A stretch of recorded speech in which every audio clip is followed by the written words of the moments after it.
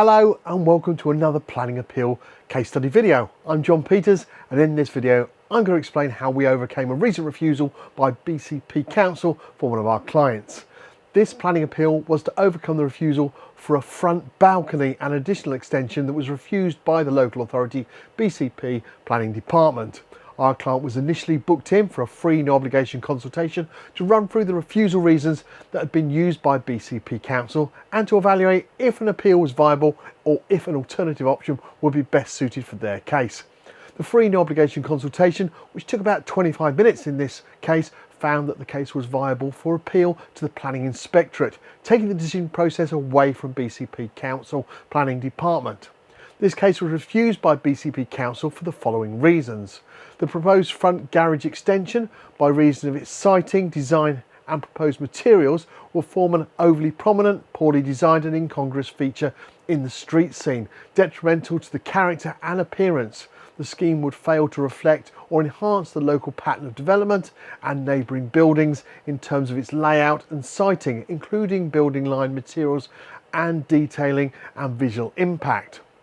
The proposal, by reason of the design of the extended balcony to the front, fails to be compatible with surrounding issues and would result in harmful impact upon the living conditions of 40A by reason of its substantial loss of privacy. This case was one I personally assessed and I was very pleased that the client wished to proceed to appeal, especially as I felt it was a strong case and the locality had other precedent from neighbouring properties. The planning inspector in this case identified that the main reasons for the case were the effect of the appeal proposal upon the character and appearance of the area and upon the living conditions of the occupants of 40A in respect to privacy. The inspector stated the following the appeal decision.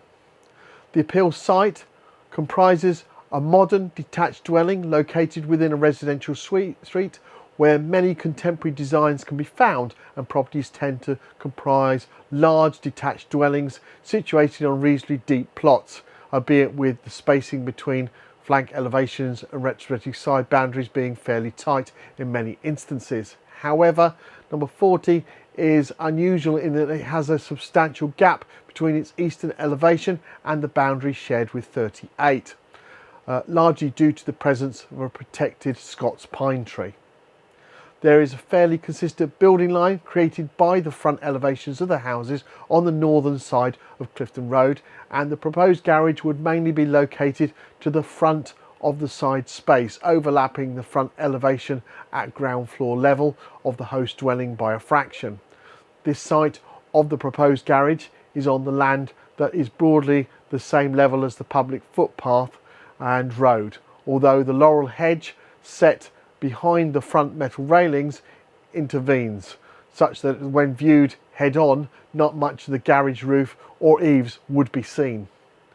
I've been made aware that a planning permission has been granted in the past for an extension to the front balcony on the host dwelling, albeit of a different design, and in that particular situation obscure glazing was proposed to the western elevation. Presently no such privacy screening is proposed as part of the scheme before me, although I note that the appellant has highlighted that they would have no objection to the imposition of alternative wording condition requiring one to be installed, and such a condition has been put forward by the council.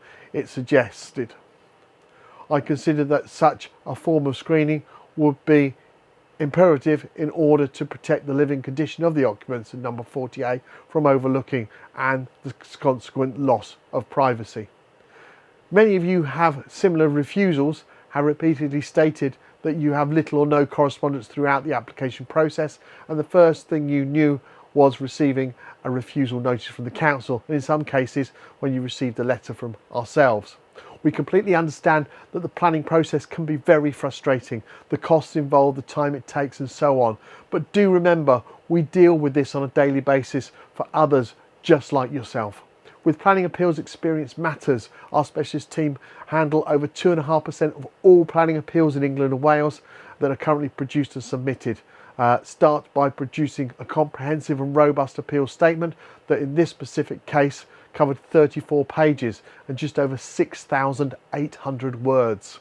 It's important to detail in an appeal statement where the local authority failed in their assessment of the case and how, where possible, both local and national policy applies in favour of the appeal.